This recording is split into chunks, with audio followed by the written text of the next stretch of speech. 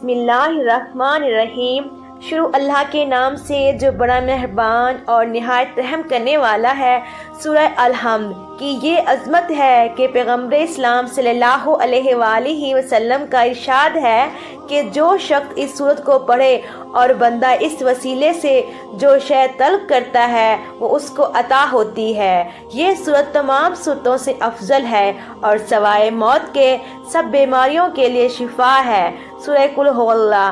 امام جعفر صادق علیہ السلام کا ارشاد ہے کہ جو ایک مرتبہ پڑھے تو خداوند عالم اس پر برکت نازل فرماتا ہے، 2 مرتبہ پڑھے تو اس پر اور اس کے گھر والوں پر برکت نازل ہوتی ہے، 3 مرتبہ پڑھے تو اس پر اور اس کے گھر والوں پر اور اس کے پڑوسیوں پر برکت نازل کرتا ہے، اور کوئی مرض ہو اور اس صورت کو اس کے ذیل ہونے کے لیے نہ پڑھے تو اہل جہنم سے ہے۔ قل یا ایھا الکافرون۔